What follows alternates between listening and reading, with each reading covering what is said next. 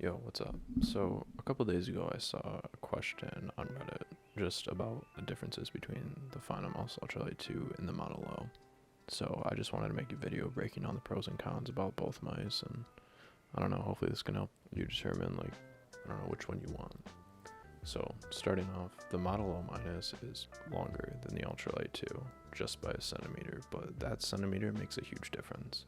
In my opinion, I like the Finalmouse Ultralight 2 more, just because of that length difference. It feels better for claw and fingertip, and the hump is shorter in the back. That affects a lot.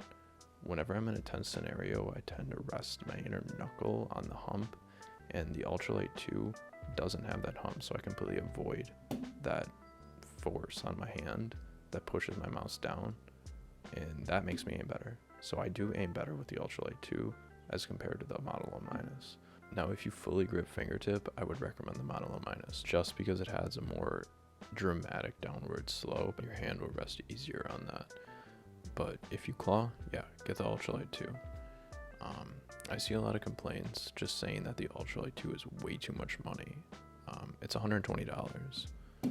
You can only buy it resale right now, which goes for like 105 to like 95. You'll see brand new copies selling for 120, but other than that, it's gone down in price, and that's with shipping.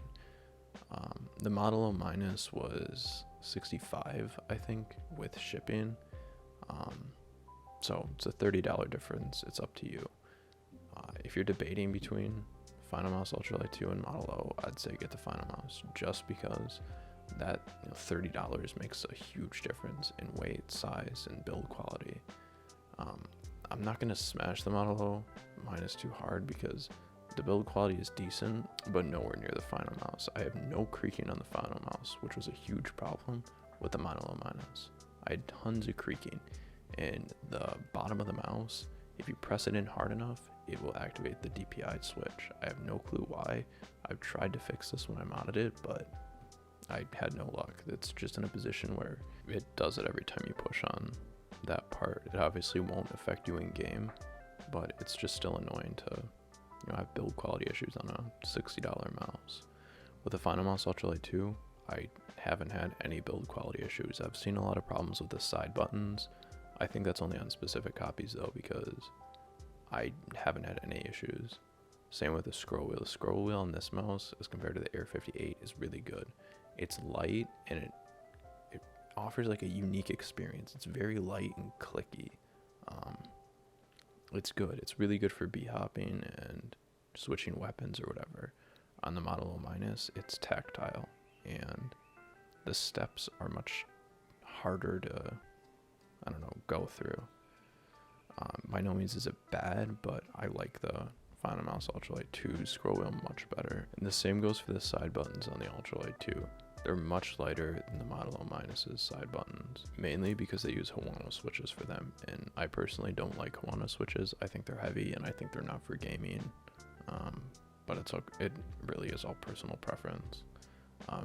You can obviously go in and change the switches if it is really that big of a deal to you, but in game they feel perfectly fine. Now for the mouse 1 and 2 switches, they both use Amron Chinese switches.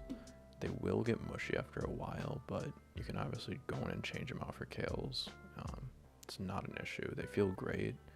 I have had mushy issues on the Model O after, I think, 8 months of use, but it's not horrible. It still feels crisp-ish.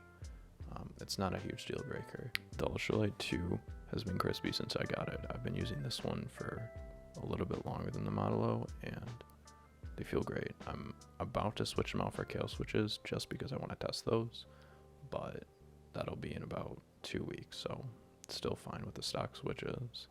Now, for the paracords, if you can call them that, they're not good. They're both stiff, and they push the mouse no matter what feet you use. If you're going to get either of these mice, you better be willing to give up $15 for a paracord, because these ones are stiff, and using them out of a bungee isn't a problem, but it still can affect you. The Ultralight 2's is wound differently. It's wound looser than the Model O minuses, so if you have a stitched as mouse pad, it will clip on it or get caught. It's not awful, but it's just something to point out. So I'm going to be paraconing both these mice eventually. Not right now because I use a bungee. If you use a bungee, it's no issue. They feel wireless. For the stock feet, I'm using the stock feet on the Ultralight 2 right now still. They haven't worn out. They're still fine. The Model O minuses weren't good.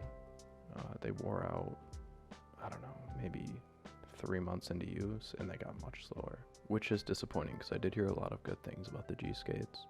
I recently ordered G floats, which are the new ceramic feet for the Model O, just for that, you know, better glide or whatever.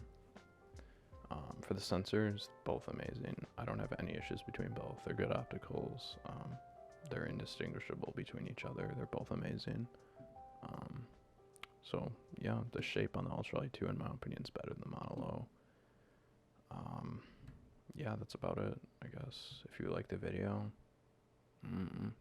I'll probably make reviews on other shit later.